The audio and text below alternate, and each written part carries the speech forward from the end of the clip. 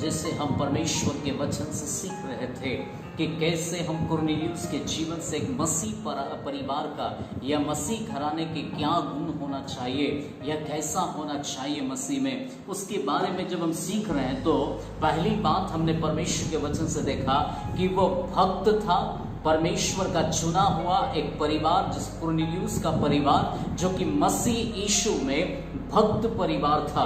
दूसरा, वो परमेश्वर से डरता था, परमेश्वर के भय में जीवन व्यतीत करता था, अपने परिवार समेत, अकेले नहीं, वो अपने परिवार समेत परमेश्वर के भय में अपने जीवन को व्यतीत करता था।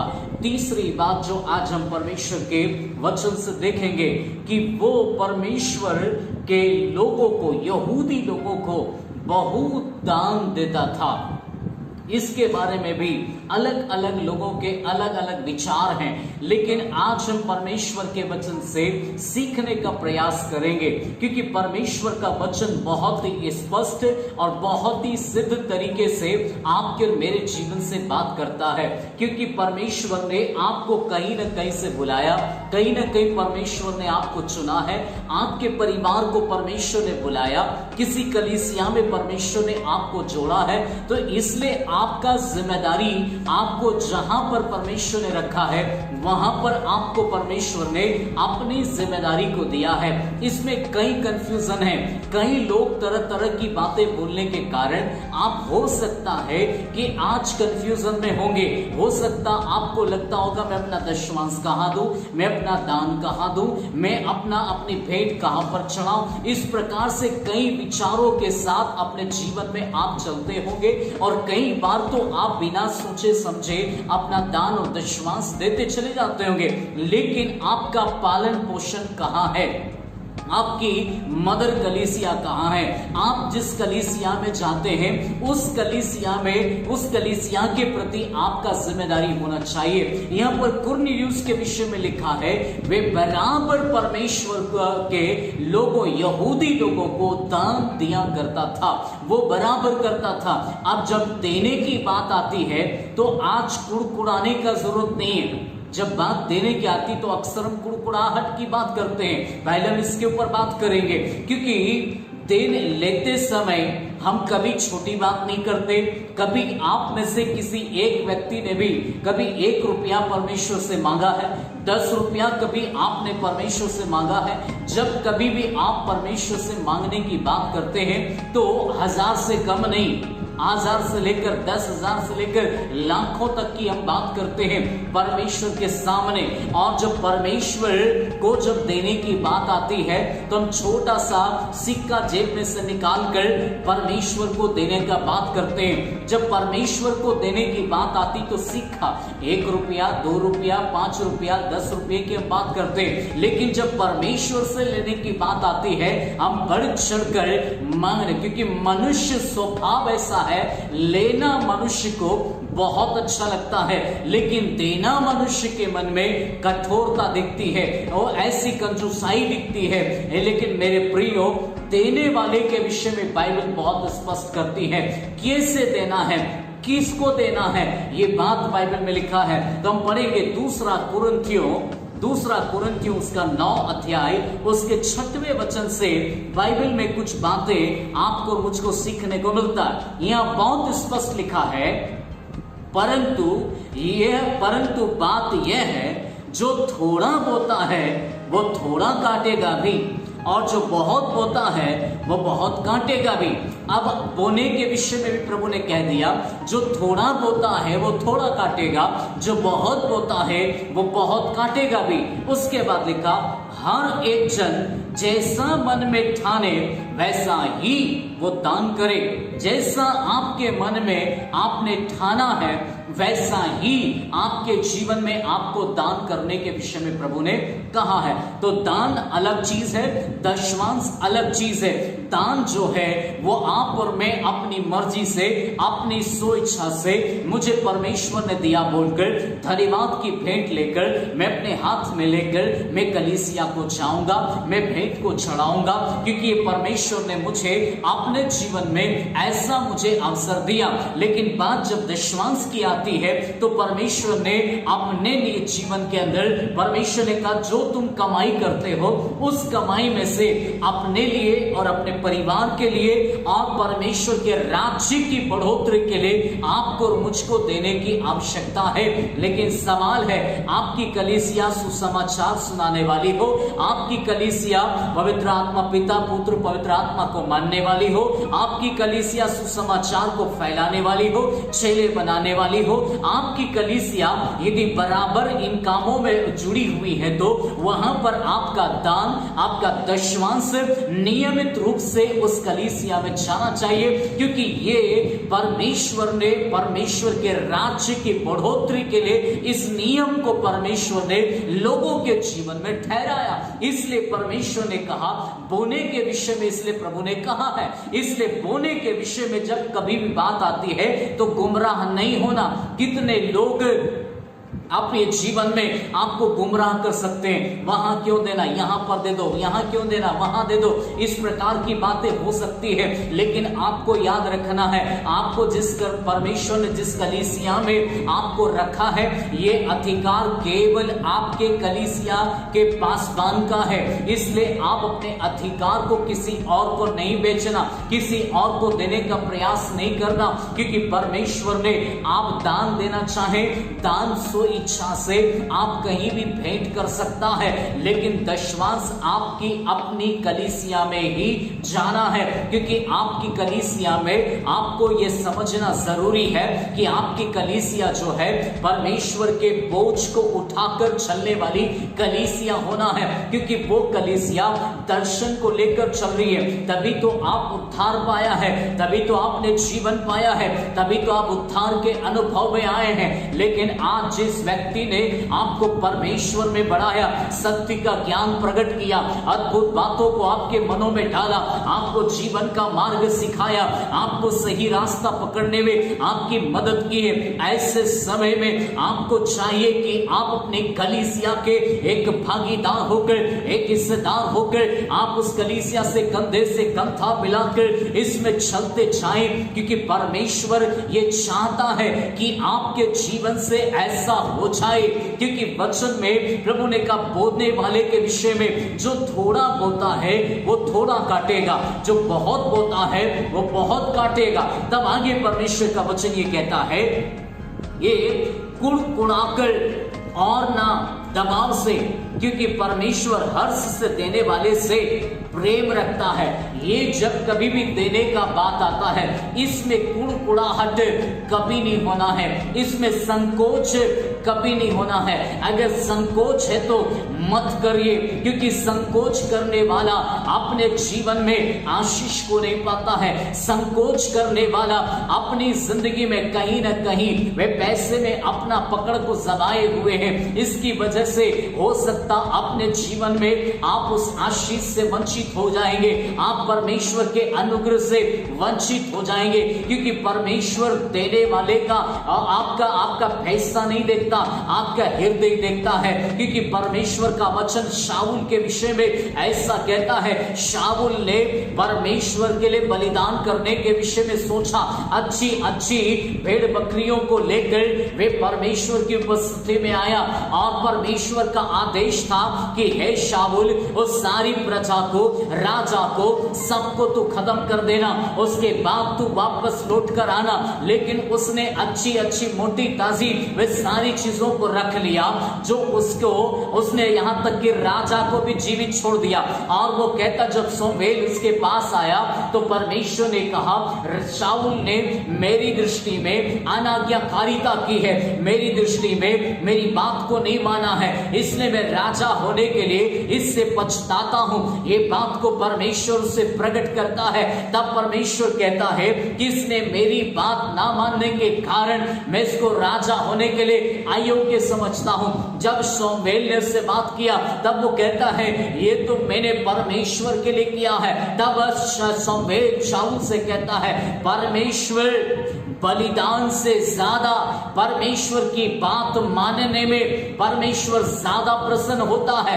मेरे प्रियो, ये देने का विषय भी परमेश्वर ने ही लोगों के हृदय में डाला है और बाइबल के अंदर ऐसे हजारों उदाहरण और वचन आपके मेरे सामने पेश किया गया है।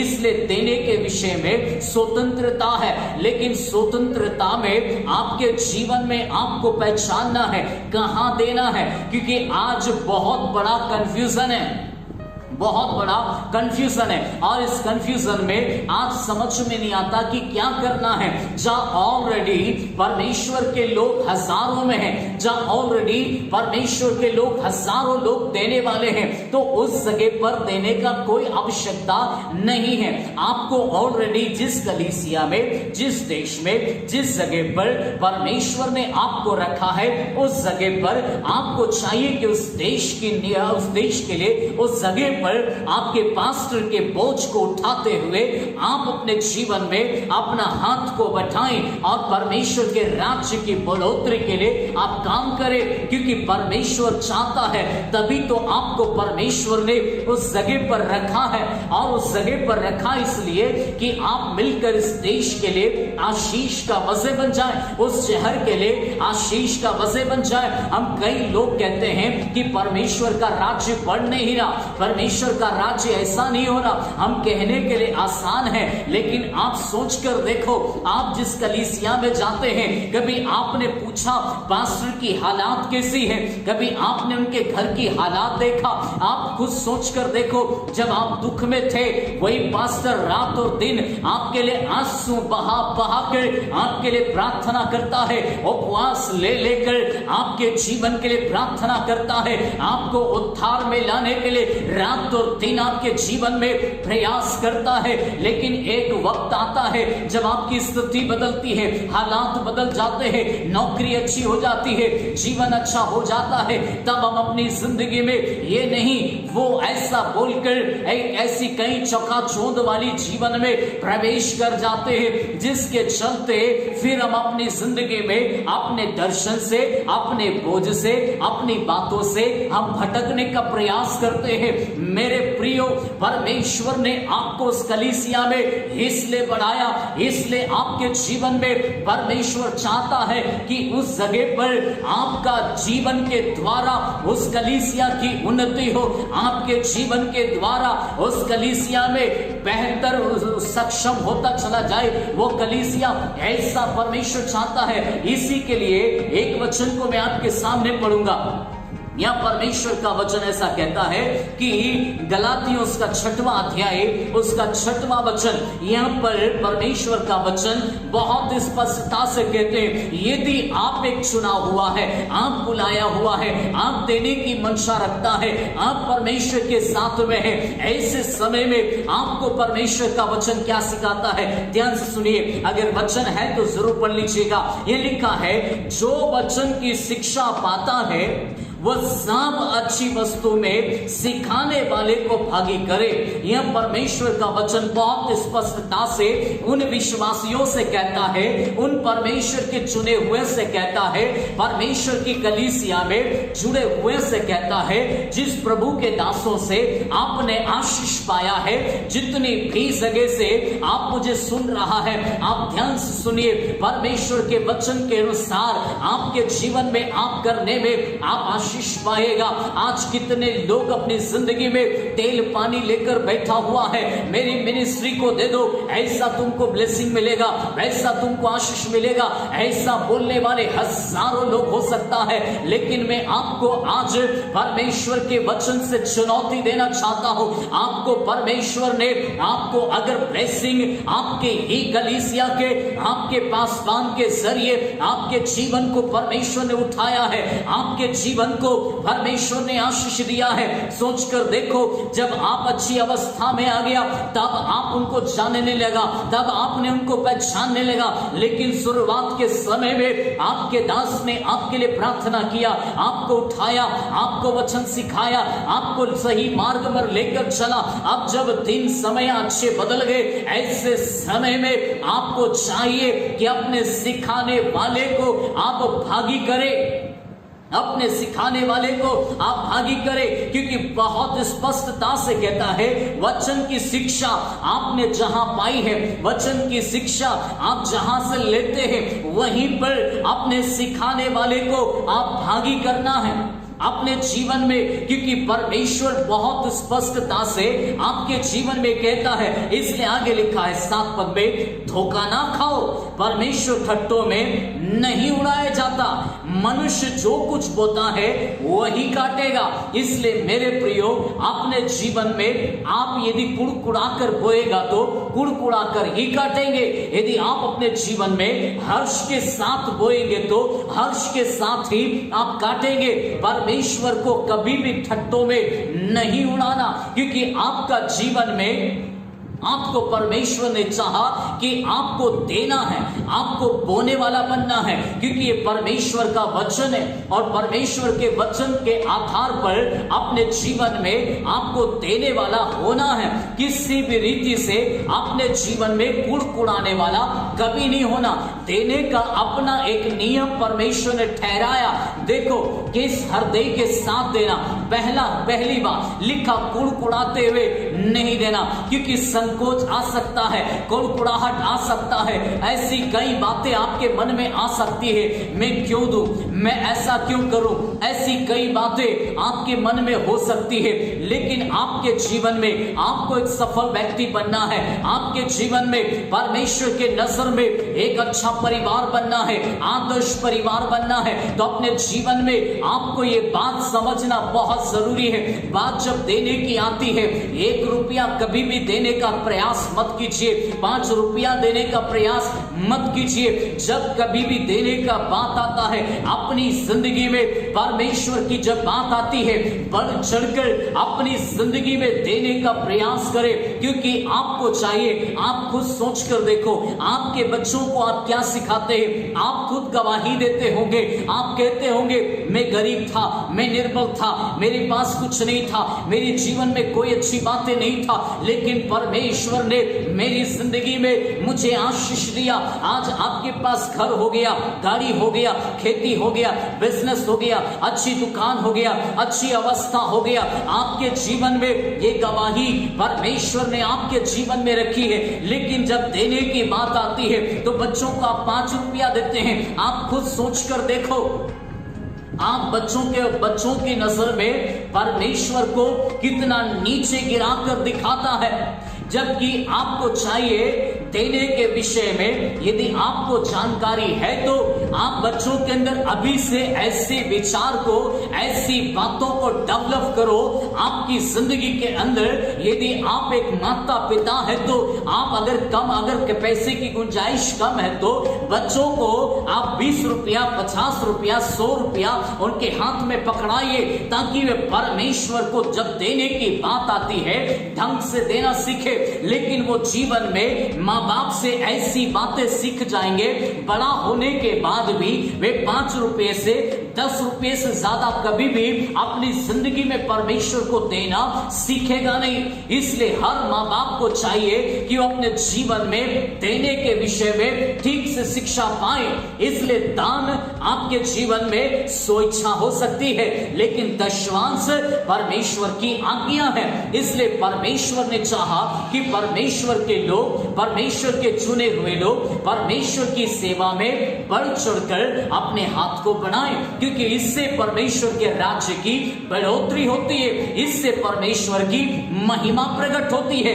इसलिए मेरे प्रियो, इसलिए परमेश्वर देने के विषय में जब भी बात किया है उसने एक और नियम ठहराया। देखो परमेश्वर का वचन क्या कहता है, मत्ती की किताब उसका 5वां अध्याय, उसका परमेश्वर कहता है 12 वचन से, ऐसा लिखा है 23 वचन से यह लिखा है, इसलिए यदि तू अपनी भेंट वेदी पर लाए और वहां तू स्मरण करे कि मेरे भाई के मन में मेरी ओर से कुछ विरोध है, तो अपनी भेंट को वहीं वेदी के सामने छोड़ दे। यदि आपके वेदी के ऊपर अपनी भेंट को लेकर आया है, परमेश्वर को देना चाहते हैं, परमेश्वर के लिए कुछ करना चाहते हैं, लेकिन आपके भाई के मन में आपके प्रति अच्छे विचार नहीं है, विरोध है, विरोधाभास विचार है, लड़ाई है, कोहराई है, ऐसी कई बातें उनके मनों के अंदर है, तो ऐसे में परमेश्वर का वचन कहता है आपकी भेंट ग्रहण नहीं हो सकती। इसलिए बोला लेकर अगर आया है, प्रभु को देना चाहता है, तो अपने जीवन में इस भेंट को तू वहीं छोड़ दे और सबसे पहले अपने भाई के पास जा और अपने भाई के पास जाकर सबसे पहले क्या लिखा है, जाकर पहले अपने भाई से मेल मिलाप कर, तब आकर अपनी भेंट को चढ़ा। परमेश्वर का नियम तो यह है हर विश्वासी के लिए, हर मसीह परिवार के लिए, हर परमेश्वर के चुने हुए लोगों के लिए, क्योंकि कलीसिया लोगों से कलीसिया, कलीसिया से परिवार, परिवार से परमेश्वर का राज्य बनना। इसलिए आपका दोहरा रोल है, आपके जीवन में आपको परमेश्वर ने बुलाया है। इसलिए चकाचौंध वाली दुनिया में इस प्रकार से बहुत से अच्छी बातें बोलने वाले लोग हो सकता है, बहुत से सुंदर ढंग से ऐसी बातें करने वाले लोग हो सकते हैं, लेकिन आपके जीवन में आपको पहचानना है जिस कलीसिया से प्रभु ने आपको बुलाहट दी, आपको रखा है, उस कलीसिया में रहकर आप परमेश्वर के राज्य के लिए, बढ़ोतरी के लिए सोचना है, बनाना है। अगर आपकी कलीसिया में आपका पासवान है, यदि दुखी है, लाचार है, उसके बीवी भी है, उसके भी बच्चे हैं, उसका भी अपना जीवन है, ऐसे समय में आप सोचकर देखो, आप स्वयं सोचकर देखो, पुराने नियम में परमेश्वर के लोगों को, याजक लोगों को जीने के लिए परमेश्वर ने और सारे इजरायली लोगों के 12 गोत्रों में से सारे लोगों को खेती बाड़ी का हिस्सा दिया गया, याजक लोगों को हिस्सा नहीं दिया गया। इससे पुराने नियम में ये बात को कहा गया कि लोग जो अनाज पकेगा उसमें से लोग लेकर परमेश्वर के भवन में आएंगे और उस वेदी पर लेकर आएंगे। उससे उनकी जीविका के विषय में परमेश्वर ने बात किया, क्योंकि उनका भी परिवार है। ऐसे में उनके बारे में सोचने का जिम्मेदारी किसका है? कलीसिया से जुड़ा हुआ परिवार का। अगर आप नहीं सोचेंगे कलीसिया के लिए, अपने पासवान के लिए, तो कोई बाहर से सोचने के लिए आएगा, बाहर के पास्टर के लिए वहीं की कलीसिया के लोग सोचेंगे। आप जिस कलीसिया में हैं, आप जिस शहर में हैं, आप जिस जगह पर रहते हैं, जिस गांव में रहते हैं, आपको जहां पर परमेश्वर ने रखा है, आपको बड़ी ईमानदारी के साथ उसी कलीसिया का एक हिस्सा बनकर आपको वहां पर अपना योगदान देना है, अपना भाग उस जगह पर देना है, ताकि परमेश्वर का राज्य उस कलीसिया के माध्यम से बढ़ता जाए। आपका पास्टर जो है वो, उसके पास भी वरदान है, उसके पास भी अभिषेक है, उसके पास भी, अगर उसके पास अभिषेक नहीं होता, वरदान नहीं होता, वचन नहीं होता, तो आज जो आपने उद्धार पाया है, आज जिस पास्टर के द्वारा आप प्रभु में आया है, आपने अपने जीवन में उद्धार के अनुभव को पाया है, आप सोचकर देखो, क्या बाहर के किसी व्यक्ति के द्वारा आप आए या किसी और के माध्यम से आप पाया? आप देश विदेश की अब आज बात करते होंगे, लेकिन आज तो आपने उसी प्रभु के जन के द्वारा उद्धार को पाया है, जीवन की राह को पाया है, जिंदगी को पाया है।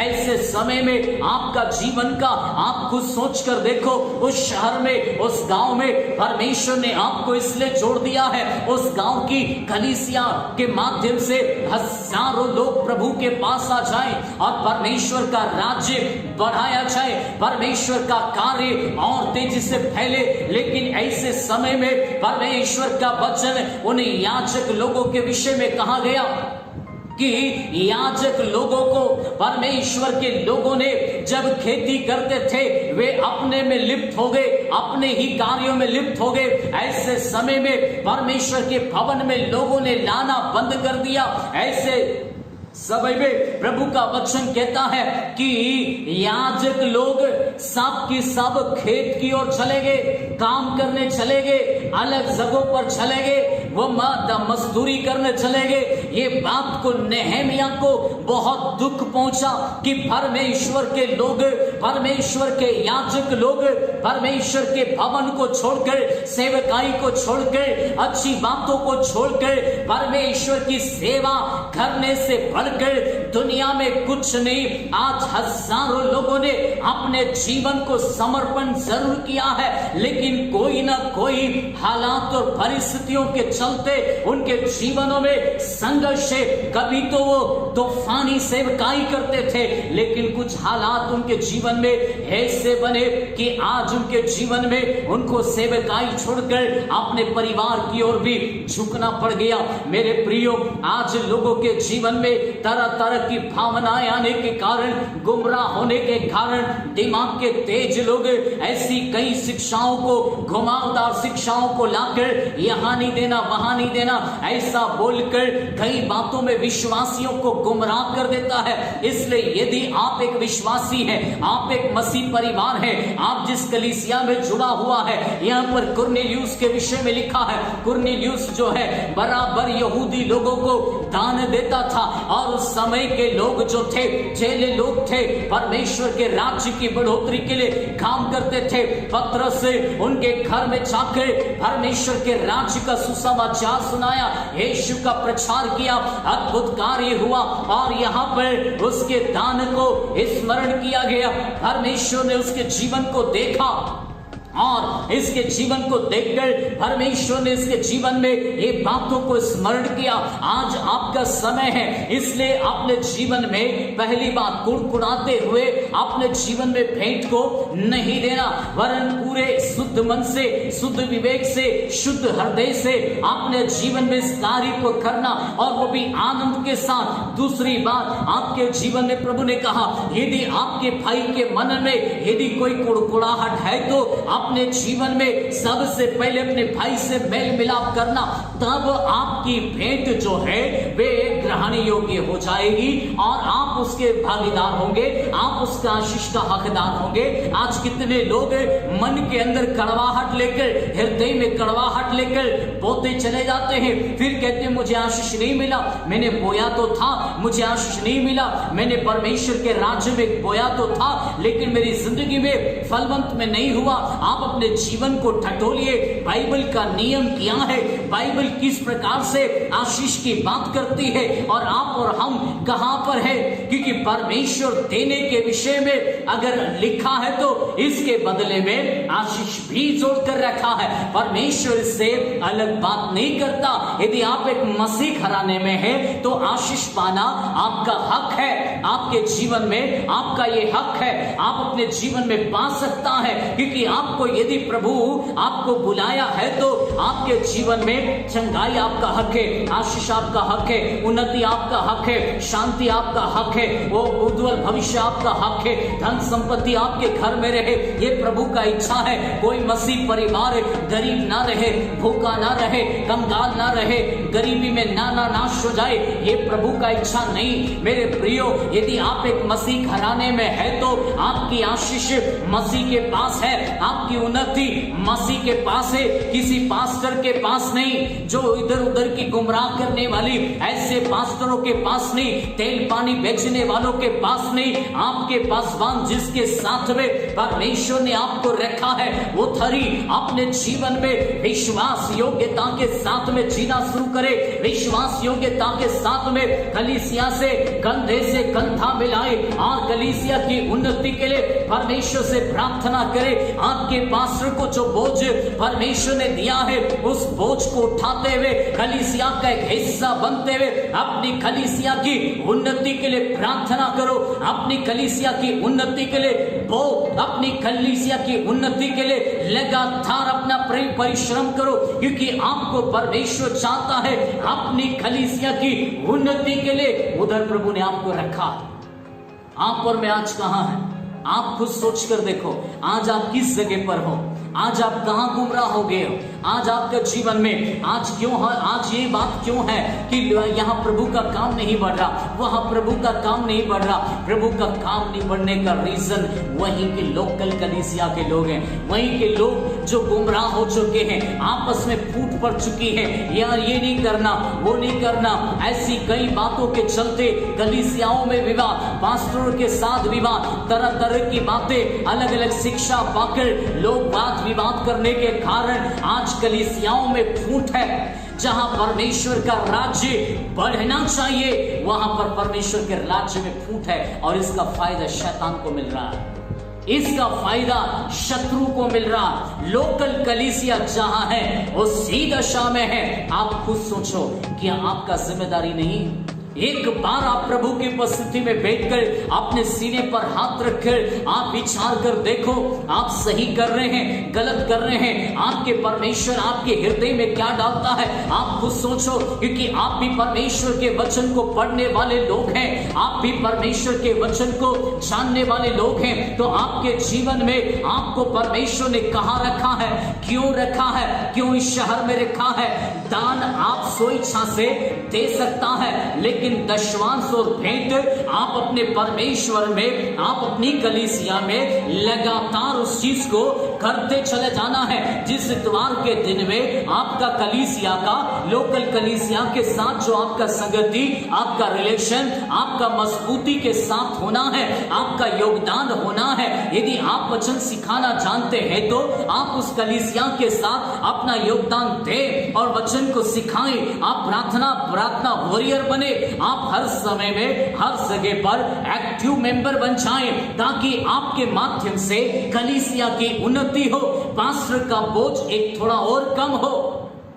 आपके जीवन में आपको ये करने की जरूरत है, अपना राज्य बनाने के लिए नहीं, वरन परमेश्वर के राज्य को स्थापित करने के लिए उसको एक मिशन मिला है, उसको एक दर्शन मिला है। वो प्रभु यीशु में उस दर्शन को पूरा करना चाहता है, उस मिशन को लेकर, उस दर्शन को लेकर वो खड़ा हुआ है। तो ऐसे में आपको भी चाहिए कि आप उस दर्शन में शामिल हो जाएं, आप उस जगह पर खड़े हो जाएं। आपको परमेश्वर ने अच्छी नौकरी दी है, तो इसलिए कि उस धन के माध्यम से परमेश्वर के लोगों को आप सपोर्ट करें, और आप अपने जीवन में अपने धन के माध्यम से प्रभु के राज्य की बढ़ोतरी के लिए आप काम करें, क्योंकि सेवकाई परमेश्वर ने आपको भी अपने तरीके से दी है।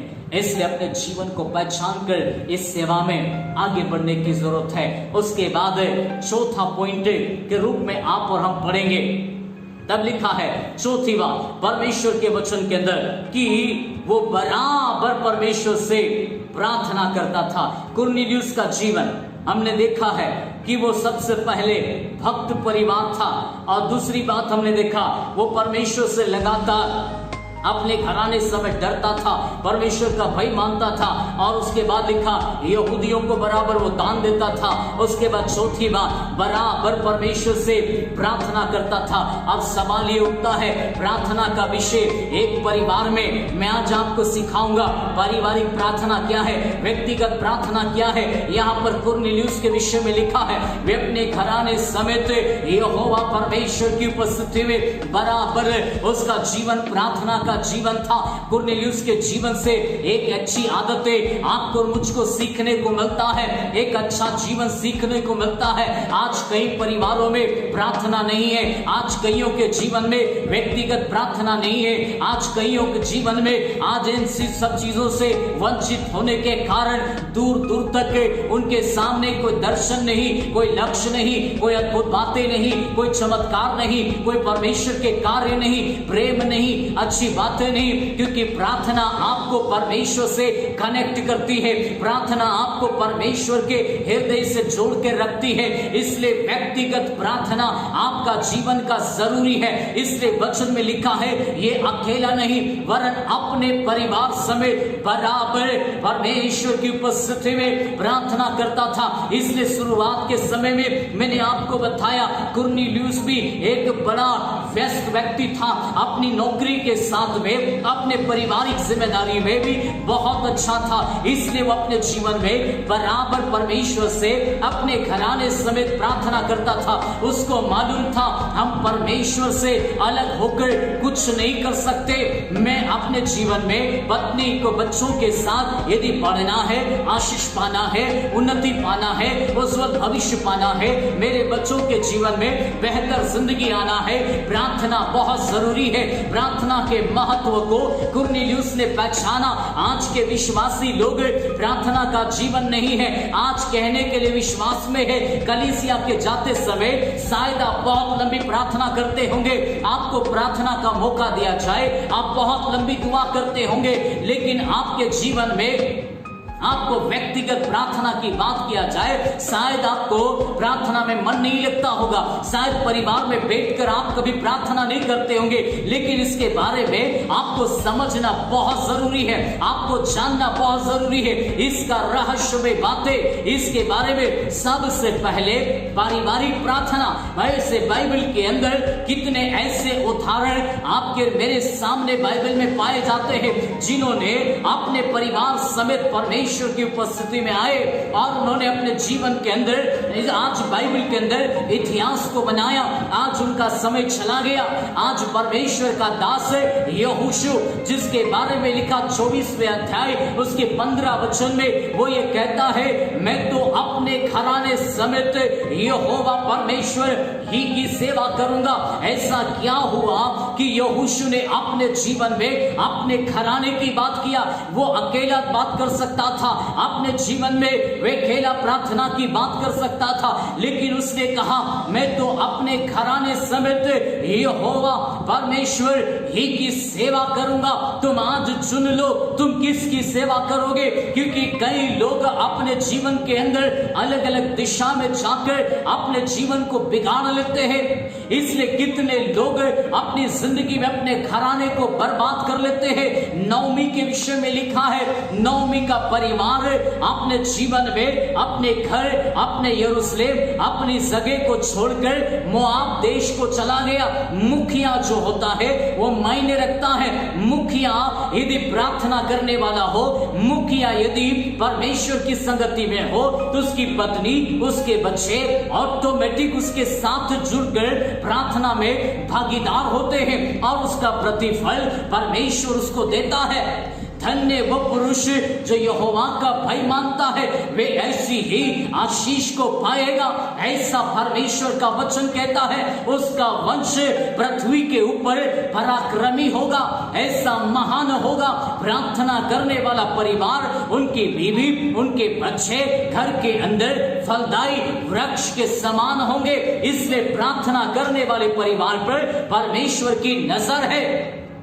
कुरनेलियुस का परिवार प्रार्थना करने वाला परिवार था और प्रार्थना करने वाला परिवार होने के नाते परमेश्वर ने इस परिवार के ऊपर अपनी नजर को बनाए रखा, क्योंकि परमेश्वर इस संसार में देखता है प्रार्थना क्या है।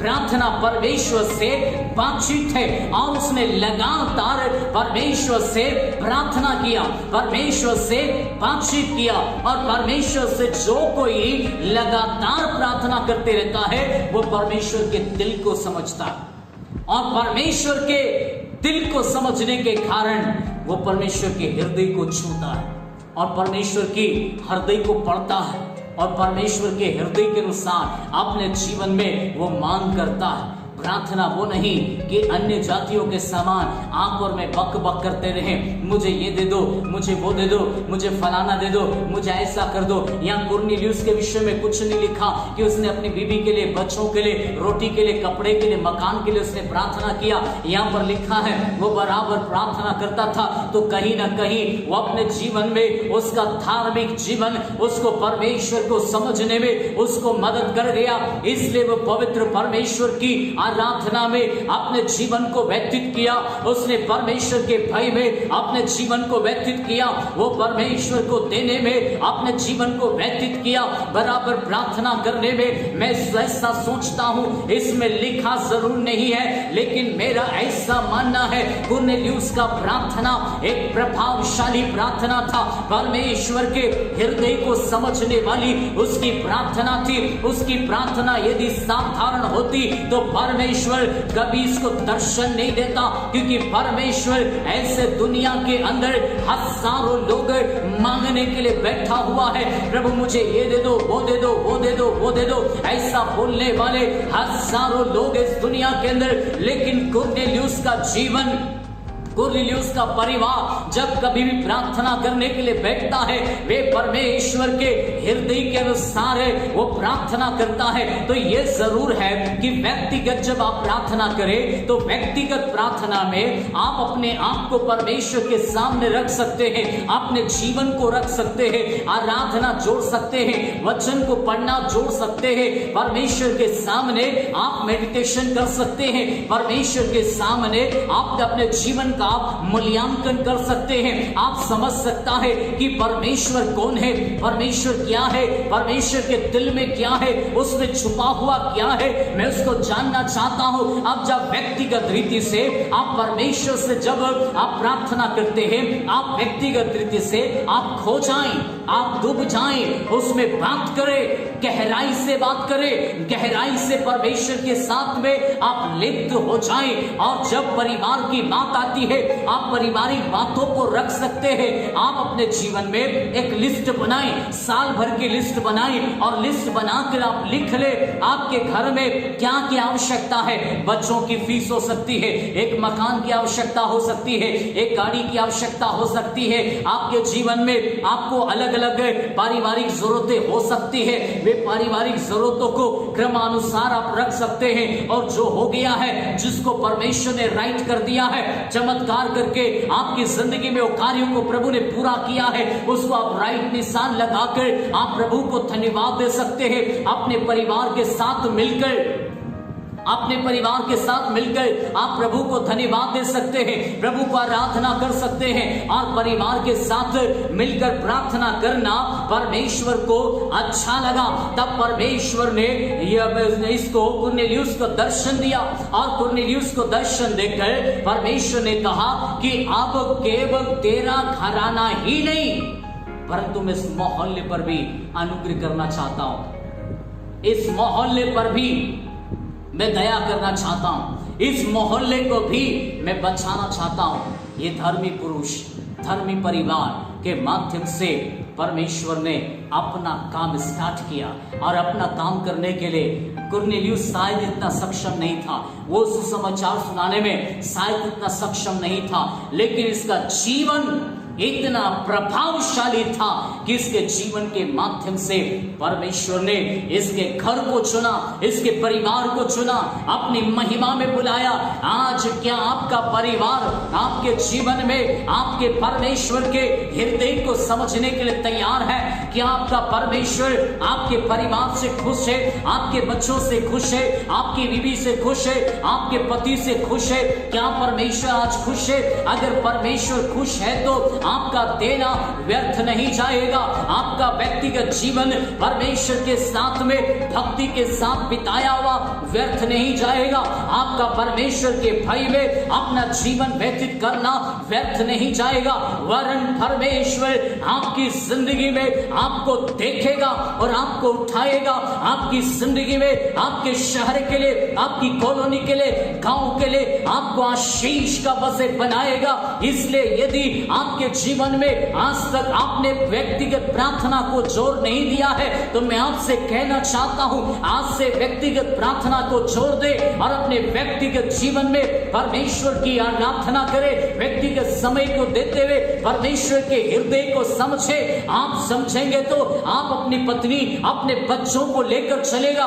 पुरुष को परमेश्वर ने फर्स्ट स्थान दिया है, पहला स्थान दिया है। उस स्थान में आपको अपने आप को रखना और उस जगह पर लेकर परमेश्वर के पास आना है, अपने परिवार को लेकर आना है। और जब पारिवारिक प्रार्थना आज तक नहीं होती है, तो मैं आपसे कहना चाहता हूं, स्टार्ट करें, अपने परिवार में स्टार्ट करें। यदि आप अपने जीवन में कुरनेलियुस के परिवार के समान गांव के लिए, शहर के लिए, लोगों के लिए, कलीसिया के लिए, यदि आप अपने जीवन में आज तक प्रश्न लेकर बैठा है कि मुझे प्रभु ने क्यों बुलाया, मुझे प्रभु ने क्यों चुना, मुझे परमेश्वर की बुलाहट क्या है, ऐसा सोचकर यदि आपने जीवन में आप बैठा है तो मैं आपको चुनौती देना चाहता हूं, उठ खड़े हो जाओ। अपने परिवार के साथ में परमेश्वर आपका उपयोग करना चाहता है। अपने जीवन के अंदर आपके पास जो कुछ भी करने के लिए है उसी में से अपना योगदान देना शुरू करें। आप अच्छी आराधना करते हैं,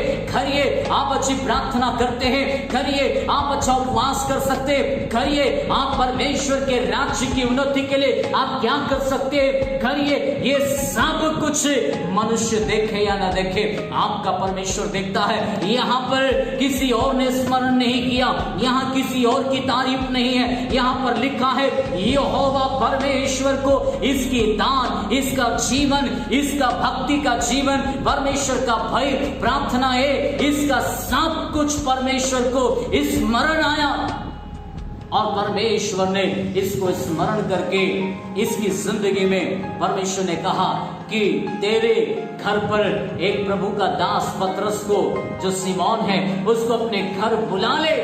और जब वो उसके घर आया तो पतरस ने भी जीवन में कभी नहीं सोचा था, ये अन्य जाति परिवार से था, परंतु यहूदियों को दान दिया करता था, क्योंकि सच्चे परमेश्वर को आराधना देना कहीं न कहीं इसके हृदय में परमेश्वर की सच्चाई प्रकट हो गई। और ये अपने जीवन में ढोंग नहीं लेकिन सच्चाई के साथ जीना इसको पसंद था, इसलिए अपने जीवन के अंदर उसने वही किया। और जब पतरस को अपने घर बुलाया और उसके बाद जब पतरस वचन बोले ही रहा था, बाइबल कहती है पवित्र आत्मा उसके घर में उतर आया। और जिसने कुरनेलियुस ने जितने लोगों को बुलाया है अपने जीवन के अंदर, इतना अच्छा सुनाम परिवार था, इसका मान था, सम्मान था, इज्जत था, गौरव था, लेकिन जिस को इनविटेशन दिया सारे मोहल्ले के लोग उसके घर में आ गए। आज आपका अपने पड़ोसी से नहीं बनता है, आज आपका आपके रिश्तेदार से नहीं बनता है, तो कैसे मसीह? अगर मसीह परिवार है तो आपके मोहल्ले में आपका नाम सुनाम होना है, शांति का पुत्र के रूप में होना है, आपका मान सम्मान होना है, आपका इज्जत होना है। आपको ऐसा अपने जीवन में जीवन को जीना है ताकि आपके परिवार में जब ऐसा स्वागत किया जाए, ऐसे मोहल्ले के कई लोग आपके पास आकर दो बातें सुन सके और उसी जगह पर परमेश्वर का आत्मा उधर कार्य कर सके। और यहाँ पर लिखा है परमेश्वर का कार्य इस परिवार में स्टार्ट हुआ। अब तक ये अकेला था, लेकिन जब पतरस आया, ये तो सिर्फ इनविटेशन में बुलाए गए लोग थे, इनको पता भी नहीं था कि पतरस किसकी बात करने वाला है। लेकिन जब पतरस ने यीशु की बात किया, एक एक का हृदय छिप गया, एक एक का जिंदगी बदल गया, एक एक के ऊपर पवित्र आत्मा उतर गया, एक एक ने अन्य भाषा बोलना शुरू किया, एक एक ने अपने जीवन में अद्भुत परमेश्वर के कामों को अनुभव किया। मेरे प्रियो, आपका परिवार भी लोगों के लिए आशीष बन सकता है। आपके परिवार को भी प्रभु ने बुलाया है, इसलिए वचन कहता तू विश्वास कर, तू और तेरा घराना उद्धार पाएगा।